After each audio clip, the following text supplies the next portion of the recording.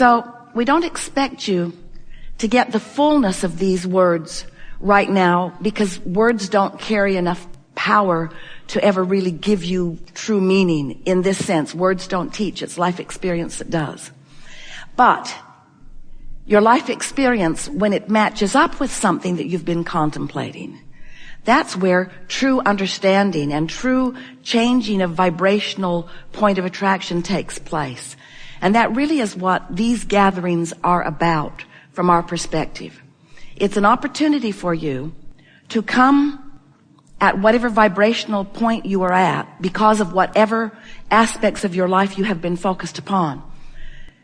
Therefore, you come with your grid active, it always is, your point of attraction always pulsing, with everything around you responding to what that pulsing grid is, what that pulsing vibrational outpouring is. Because law of attraction says whatever it is that you are broadcasting is what's coming back to you. Law of attraction always perfectly matches those signals. So when you come to a gathering such as this, the advantage of it that we know is there for you is that as you listen, as we deliberately unfold, as we specifically choose conversation based upon where we know you are right now, not asking you to reach too far into what is beyond where you are, but giving you something beyond where you are, and not giving it to you so abruptly that there's a backlash that causes your mind to wander and activate a vibration that you don't want to activate, but instead gently moving vibrationally into the frequency that's closer to that most expanded place that you have achieved through life experience. Then you have contemplative, obvious, visceral, all of those things meaning known to you right here, right now, breakthroughs. A breakthrough, from our point of view, is just a movement in your grid. And your grid is your current point of attraction. And your current point of attraction is everything, because that's the way other people, that's the way your own thoughts, that's the way everything responds to you, based upon that grid, that point of attraction, that vibration, that belief system.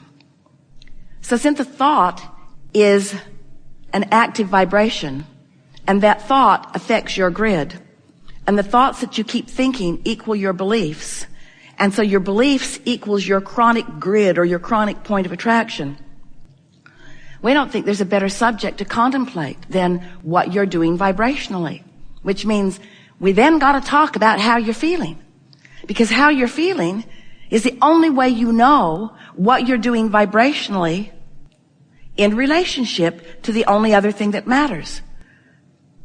In other words, it doesn't matter how you're doing vibrationally in relationship to your neighbor or to your mother or to your past. It doesn't matter how you're doing vibrationally in relationship to what the polls say or to what peer group pressure says or to what the rules, religious and secular, say. The only thing that matters is your vibrational relationship to your furthest, most expanded beingness, which means your relationship to what man wants to call God.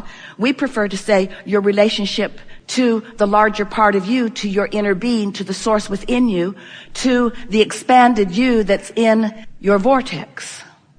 Your opinions about the world in which you live cause you to practice a vibration that equals your point of attraction. So what that does, and it's sort of an interesting thing to watch it happen, is you just keep supporting your own beliefs, because law of attraction backs that up every time.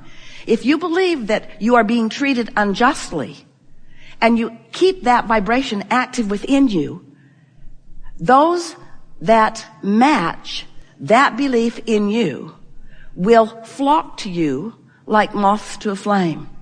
And you will announce to the world, this is an unjust world, or I am a victim because look at this train of stuff that is coming to me. But when you accept that it is a vibrational world, not a stuff world. That it is a vibrational world, just not a manifested world. That it is a vibrational world, and that in every moment you can read, you can recognize, you can know your vibrational offering as it relates to your most expanded being. That part that we talked about as we first began here, that expanded you that you can't hold back. When you start caring about alignment with that, rather than that. I care about how I feel, period. I care about how I feel, which means I'm going to choose the thought that most replicates the thought that the source within me is thinking about the thing that I'm thinking about in the moment that I'm thinking about it. Did you get that?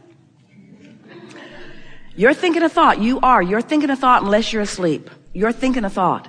Your mind is active, your point of attraction is active, and you have the option of moving your point of attraction closer to all that you are and all that you want, or further from all that you are and all that you want. You have that option in every moment, but you don't exercise it because you're observing rather than sensing vibration most of the time. So for most of you, we love you so much. You don't really start thinking about something until you have a manifestation that you don't like, and then you know what you think about? The manifestation you don't like. It's hard for you to think about the flip side of something that you don't like. Years ago, we introduced the idea of pivoting. Pivoting, which means the other end of the vibrational stick. When you know what you don't want, you know what you do want. But the question is, when you know what you don't want, are you actively involved in the vibration of what you don't want? Or are you actively involved in the vibration of what you do want? So when you know what you don't want, if you don't have enough money, what do you find yourself talking about mostly? Plenty of money? Not usually. You could, and it would be just as easy. If you're sick, what do you find yourself talking mostly about? Oh, my head hurts. You're mostly talking about what is. And that really is what we want to stir up a little bit in this conversation that we're having here today. Do you want to talk about what is? If what is great, yes, yes, yes. Lists of positive aspects could not be a more valuable process for you. Rampages of appreciation, there's no tool that will serve you more. There is nothing better for you than to talk, focus. Feel about the things in your world that are the way you want them to be. But those things that you identify as not the way you want them to be right now, you want to get off of them. Jerry used to tell a story, and Esther loved it because it was so explicit and made so much sense. She could see it right away. And when she held it in her consciousness, it served her. He said, sit in front of a fireplace. He lived in Arkansas at the time that he discovered this analogy. And there's a chinkapin log on the fire. Esther had never known what one of those was. She's still not sure she's ever seen one, but apparently when they are on fire, they pop a lot. So they are shooting sparks off at whoever is nearby.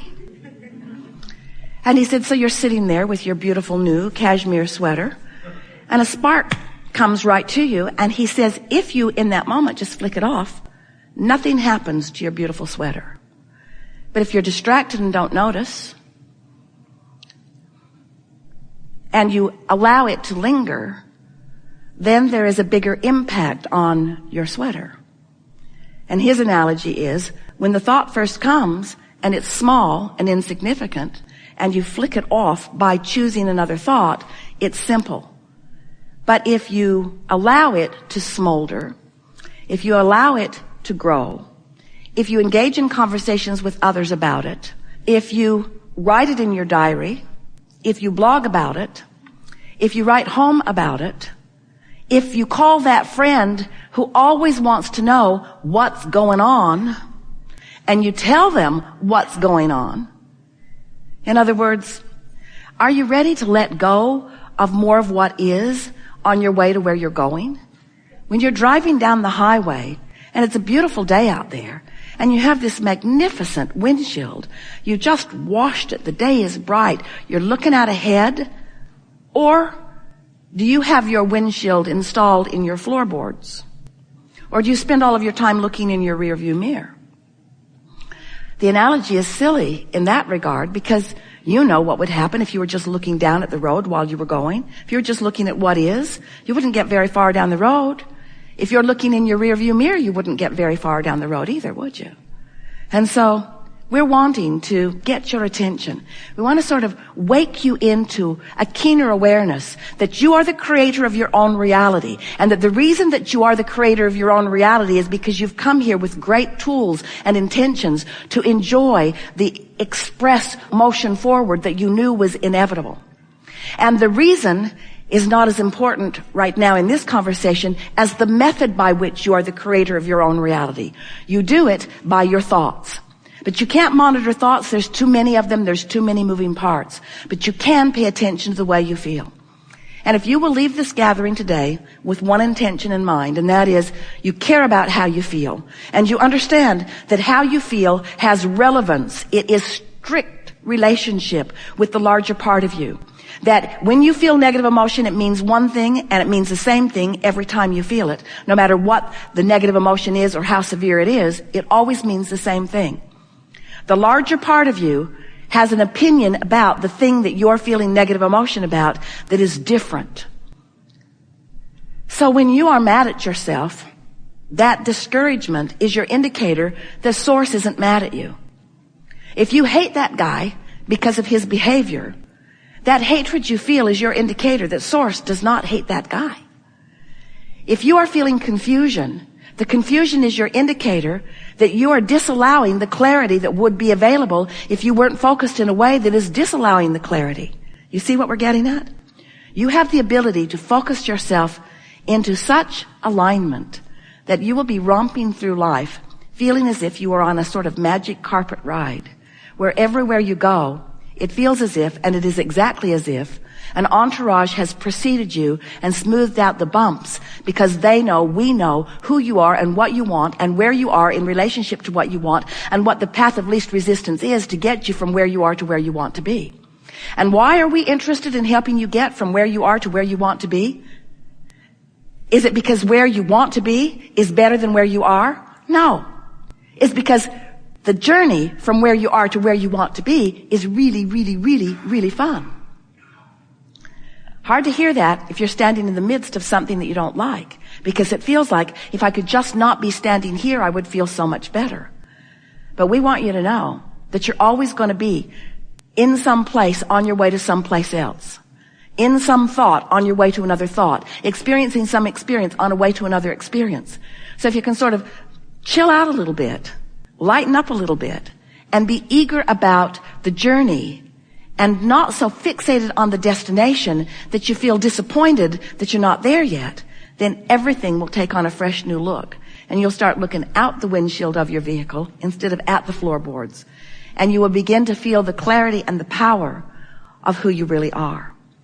Give people the benefit of the doubt. Look for reasons to feel good. Party, party, party, party, party. Party. Go to the party. Create the party.